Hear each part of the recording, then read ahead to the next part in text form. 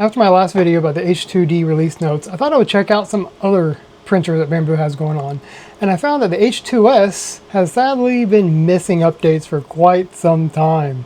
So much so that it's actually caused some people online to ask, where are the updates? Where are my firmware updates for my H2S? And let me tell you, I didn't know. In fact, I found this guy here on the Bambu Lab forum posting saying that he's kind of bummed watching the H2D and H2C people getting new updates and the H2S feeling like a forgotten love child, kind of over here on the side, nobody cares about. Now to correct this here WMH printing person, the H2C has also not received printing while drying, drying while printing, controlling your dryer from Bambu Studio, all that stuff. H2C has also not received that yet. Only the H2D people have, the cool ones, like me. That said, again, I wanted to check out to see what the H2S had in store. And I went to take a look and I found, up until February of this year, not much.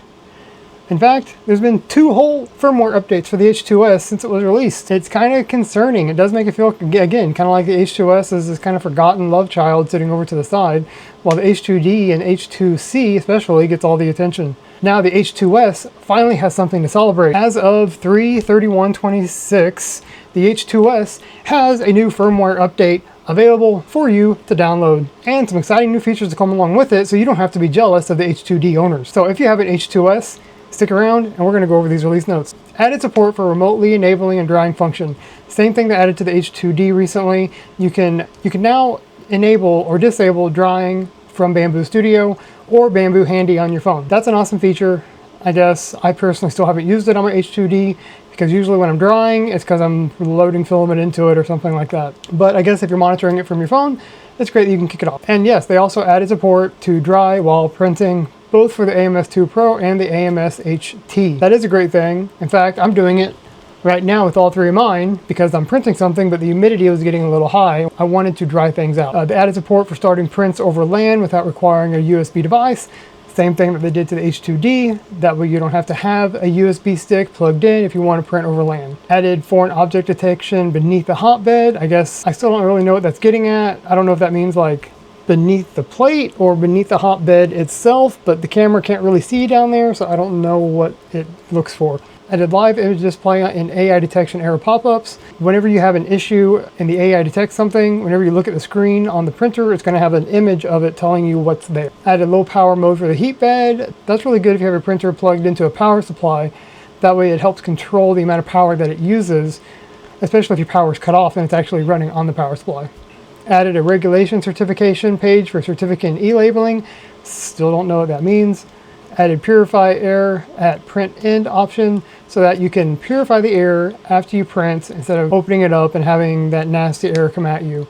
Probably really good for ASA, ASB, those kind of high volatile plastics that you want good ventilation for anyway. Added Russian language support. Added support for pausing prints via the physical button on the top of the printer. Added a stopping state after the stop command is initiated. During this state, the printer blocks user input until the stop process is complete, preventing control command sequence conflicts caused by additional inputs during the stopping procedure.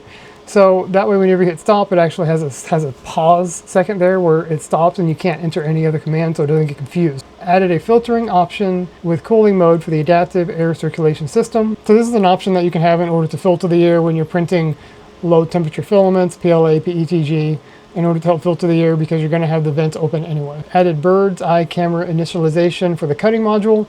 I don't remember that being in the H2D notes. I wonder how that worked before you had the camera when you wanted to do the cutting module. To optimize the filament color display on the filament editing page, adding support for gradient and dual color filaments. So yes, what they did, they gave the ability to view more colors whenever you're selecting the filaments. This is actually, at least I tested it on the H2D, so I assume it's the same on the H2S.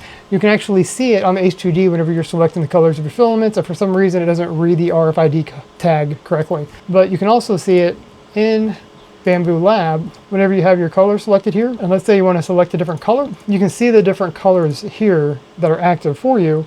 So you can choose some of the different gradient labs and some additional colors. I hope that they continue adding colors to this because there's a lot more colors available than what they have in here. They added support for the rotary attachment.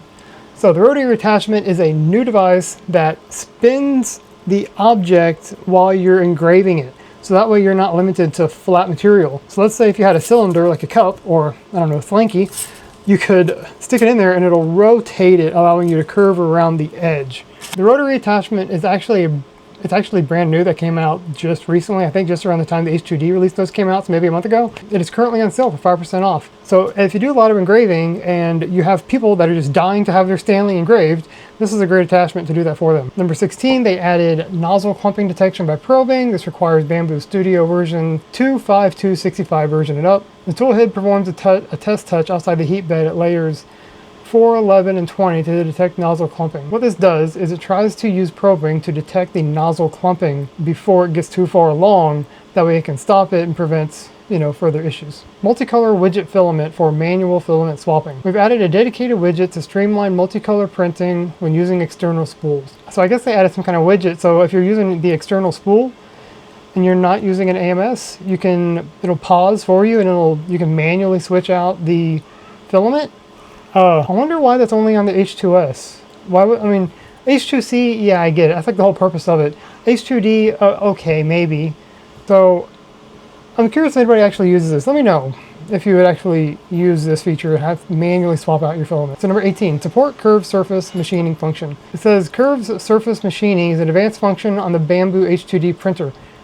Please note the Bamboo H2S is expected to release firmware support for this in April. Hey, they beat it. So it looks like this was already something that was in the H2D, but now they added it to the H2S. So this isn't for the rotary thing. This is for doing curved surfaces.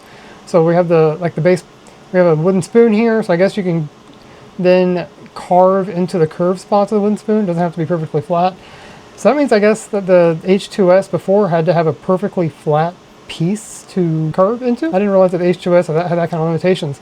Another limitation of the H2S, in case you didn't know, is it has a smaller power supply. So it cannot use the 40-watt laser. So if for some reason you want your 3D printer to also be a laser engraving machine and you want the more powerful laser, do not get the H2S. It won't work. All right, number 19, support curve planning enhancement. That sounds like it's tied directly to number 18. And then we have some small features. Optimize alarm behavior and triggering logic for the automatic fire suppression system if you have that. Improved accuracy of build plate offset detection. Optimize collision detection for the purge bin. Optimize the status display of the automatic fire suppression system. So number 5, improve motor noise related surface defects at low speeds. So I guess if you're printing at low speeds and it has maybe extra vibration, it's to help reduce surface defects that can come from that. I think that's also something that was introduced to the H2D. Optimize nozzle clumping detection, they covered that above. Optimize the circular hole accuracy compensation feature. I'm not sure what this refers to. I'm thinking that it refers to XY hole compensation setting. So that way whenever you set it to have like 1, 2, 3 extra millimeters of space of clearance in your holes, it's more accurate than it was before. After that, we have a couple bug fixes. Fix an issue where, in some scenarios, using an external filament spool manually pausing the print could occasionally cause the heat bed to lower more than expected. That sounds very terrible. Fix the occasional abnormal noise generated during the movement of the heat bed. That sounds like it would have been concerning. It's interesting that it was a software fix though, so it sounds more like it was just an issue with additional movement, too much movement, too fast movement. Known issues. Filament PTF T-tub detachment detection is temporarily disabled. Oh, so I guess if your tube comes unplugged from your printer, you're not going to know. At least you won't be alarmed to it. You'll still know because something's not going to work right. So that covers all of the release notes for the H2S. It kind of took away my steam because I was going to make a big video joking about how the H2S is a forgotten child because it's been months since any meaningful update. As you can see, there was an update in mid-February that provided just a couple bug fixes. Prior to that, there was an update last August, which was I think shortly after it was released. So it hasn't had a whole lot of movement on it. I'm glad to see that it's not as forgotten as I thought it was. I hope that you people that have the H2S are excited to get some of these features, especially the print while drying. I think that's one of the best features that they've released in a bit. Let me know in the comments if there's anything else that you want to see, anything that you're excited about, anything that you wish was included. Thank you for watching. Have fun. Print more.